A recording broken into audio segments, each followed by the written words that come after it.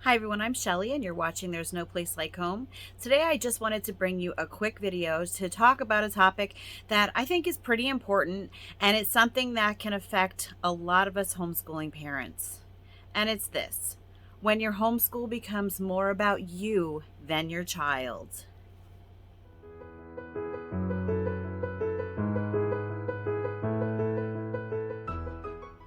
We homeschooling parents have heard it all.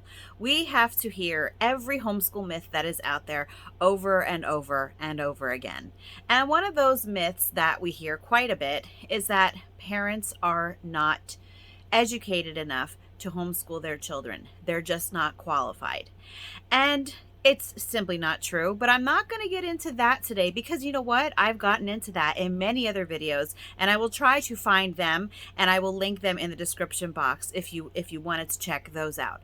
But I wanted to talk about what can happen from parents who listen to that too often. I know how frustrating it is to have people tell you that you just aren't going to do a good job raising your own child, especially, not raising, but homeschooling your own child, especially when you can see the fruit of their education blossoming from what you've been doing with them. And unfortunately, that can bring a pride response in a lot of us.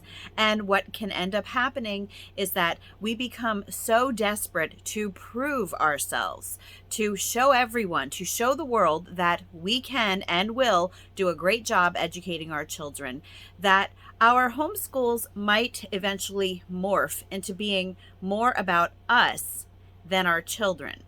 And I actually have one personal example that I actually did several years ago, just to give you just a picture of what this can look like.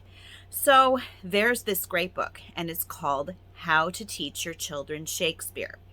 Now, that is a great resource for any homeschooling family or any family in general who would like to teach their children Shakespeare, who maybe wants to go over the plays or just have a genuine affinity for his literature. I got that book not because I had an affinity for Shakespeare, because I'm going to tell you the truth.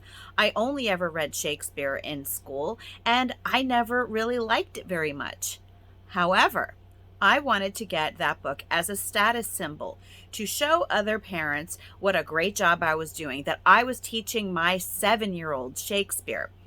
In reality, what it really was I was teaching my children how to memorize passages from Shakespeare, which is cute, right? You have your children come into the living room while you have company over, or you might take your children somewhere and you can say to them, "Hey, tell grandma what you learned in school today."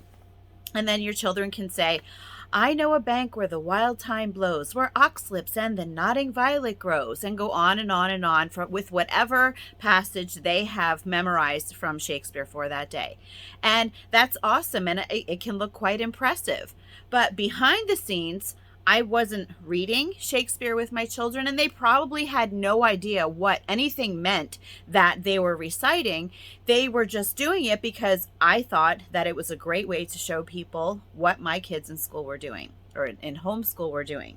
And that is one example, because instead of doing things that my children were interested in, or things that are actually going to have value and that will actually help them in the long run, I was having them memorize passages that they had no interest in at all whatsoever, just so that I would look good to others. Because I was trying to fight off the stigma of being a parent who was making the wrong decision for their children by keeping them out of school, as if that's really a bad thing. But that can also look some other ways. I just have some other abstract examples for you. These aren't particularly things that I've done myself, but I know that these things happen, because it is so important that you remember that the reason that you are homeschooling your children is for their benefit. It is not to make you look good. So, if you have a 5-year-old, you don't have to go out and buy 8 to 12 textbooks for your kindergartner so that you can brag to your family members about all of the different subjects that your 5-year-old is doing, or so that you can go on Facebook and list their curriculum of all the different things that your 5-year-old is doing. Because I'm going to tell you what will happen. Your 5-year-old is not developmentally ready to do that much sit down learning. And so what is going to happen is that you are going to burn that child out very quickly, and you are going to impede their learning just so that, once again, you can prove yourself and you can look good to others by just saying, well, my child is doing this, and this, and they're not doing any of these things in public schools. Look, you don't need to compare your homeschool to public school. I think that most people would acknowledge that public schools just, they're not worth anything right now, and I don't think that they ever were, but they're getting worse as time goes on. So just stop. Stop trying to compare what your homeschool looks like to school, because this is the trap that you can get set in, is you can start morphing your homeschool into not being about your family, not being about relationships, not being about giving your children a true and genuine education, but being another way for you to make yourself look good. Now, this is another example that I have is, just the picture perfect projects and the picture perfect classrooms that are on IG feeds, Instagram, if you don't know what that is. Now, if you are naturally one of those people who always keeps everything perfect and your projects always come out perfect, kudos. That's not what people need to see, though. People need to see real everyday life homeschools. And your projects, if they are picture perfect all the time, my question that I have to ask is, how much learning is actually happening? How much is your child doing of that project, and how much are you doing, so that you can then stage a photo, put it on your Facebook picture for all of your Facebook profile for all of your family members to see, and then you can say, hey, look what we're doing in our homeschool. How much of that was your child, though? And the same with the classroom. I used to have a classroom as well. And yeah, I tried to make mine look as schoolish as possible. And I always had little posters and perfect desks. And the chalkboard was always nice and clean when we weren't using it.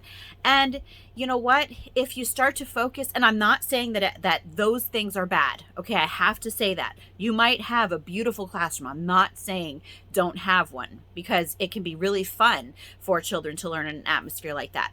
But if you become so focused on keeping it looking perfect all the time so that you can just, snap those spontaneous photos of your children and the background has to be perfect, you're going to miss out on so many learning opportunities for your children.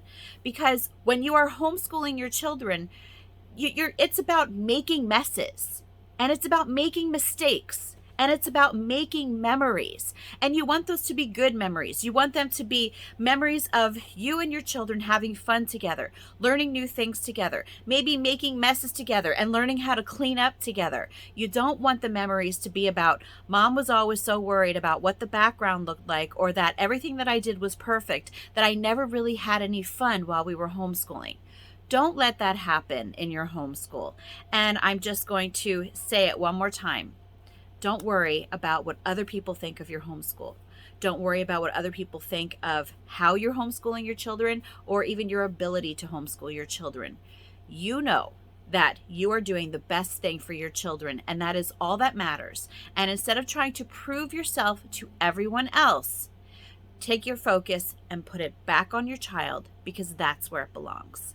That's all that I have for you today. If you like this video, give it a thumbs up. If you haven't subscribed yet and would like to hear more of what I have to say, I would love if you would do that. If you have any questions or comments, you can leave one either here or over on Instagram. And if you like my work, you can check out my Patreon page and leave a link in the description box for that as well. And I hope you have a great day.